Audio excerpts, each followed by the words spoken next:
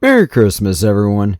No time to get into a little skit, so let's talk about the Primarchs and their wishes for Christmas. Of course, we'll have to put some limitations on these as I plan on going over both Loyalist and Traitor Primarchs, so let's go over them. Now, we're going to look at the pre-heresy versions of all the Primarchs. Daemon and returning Primarchs tend to have two similar of desires. Sure, there's some alterations, ever so slightly, but they generally have the same ideas. Loyalists want the Emperor to get back up, and traitors want the death of the Emperor.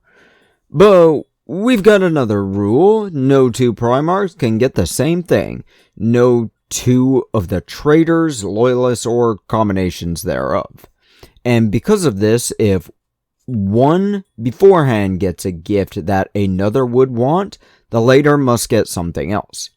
We'll also be going through these in their legion orders, so let's get started. So we start with Lionel Johnson. What does he want for Christmas? Well, given the world he was raised on, he has an affinity for swordsmanship. Sure, his homeworld also has laser guns, but swords are his thing. So, despite being given a shield upon his return, he'll ask for a brand new sword, and that's what I'm gonna give him. Legion 2 gets nothing, because we ain't got a canon clue about who it is, though I should probably do a video about my theories as to who or what it's like. Well. Next. Pre-heresy Fulgrim the Phoenician has always been a vain guy. He's a great combatant with an insane regeneration rate, though. He's had several wives and several crowns on his homeworld. He still rebuilds his homeworld to see what he could have done, only to destroy it and restart several times. He does that a lot, in fact. So, what would he want? Honestly, I think he'd want some exotic clothing.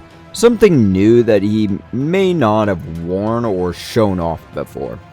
He did like showing off to the universe, even in armor.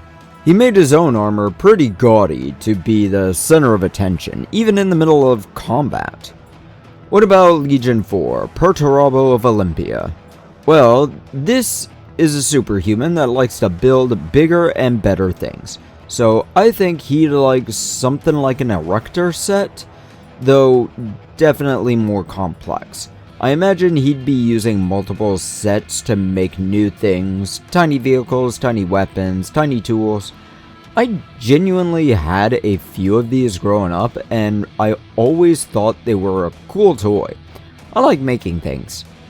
Now we go to Jagadai Khan. He's the fast boy, and honestly my favorite Primarch. A love of freedom, but having an understanding that order of command is important for any combatant. While we all know he's definitely asking for a new motorcycle or mods for that bike, I like that he gave his legion the choice of which side to join during the heresy, and I love the joke that when he let them vote, he was in the background baking cookies for his legion. So give him a kitchen set.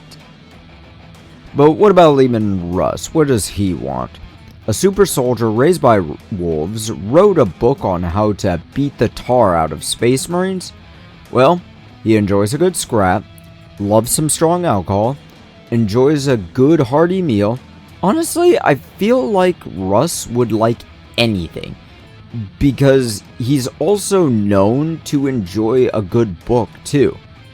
Of course, if 40 Claws has to choose one thing to give this Primarch, I'd say either a good cookbook or perhaps a musical instrument. The latter feels more fitting, but I don't know a foodie who doesn't like to cook. What about Rogel Dorn? The embodiment of autism of any Primarch, really. He tends to not give a shit about much of anything, except when he stopped that one guy from jumping off a building. Heh. Dorn is honestly a lot simpler than you'd think. Hell, he's probably the simplest. And I'm going to give Mr. Dorn the most specific thing, and that's the 2005 LEGO set Ultimate Collector Series Death Star 2. Probably one of the most unholy things to put together. Dorn would love to set it up and put it up. But what about Conrad Kurz of the Night Lords for Legion number 8? Honestly, Conrad needs a hug. But let's assume he's not batshit crazy in this situation. So, what's he getting? A man who wants justice for everyone. A man who likes to skin babies and throw them from a jet in orbit. Well, this one depends on how crazy is Kurz. Well, if he's sane, the entire TV series of Judge Judy and maybe some other judge shows. If he's batshit, still an easy answer. Get him a really cool knife set. There's a lot of them. So, I'm making sure Mr. Nighthaunter has options. But what about Sanguinius from the 9th Legion, the Blood Angels? I'll be honest, I knew what I was getting this absolute sign of culture when I touched on the fact that Lehman Russ is an alcoholic. So I kind of cheated, but let's not get into that fact. Sanguinius loves wine, so I'm giving him the stuff he needs to make wine, including some blood-drawing medical equipment. Yes, the Vampire Legion makes blood wine. Actually, is that a thing? I know that blood sausage is, and it ain't my style, but is blood wine? Huh. It's a thing in Star Trek. What the hell is a blood pancake? What's wrong with Scandinavia? Okay, 10. Halfway through. Ferrus Manus, the man with the Manus made of Ferrus.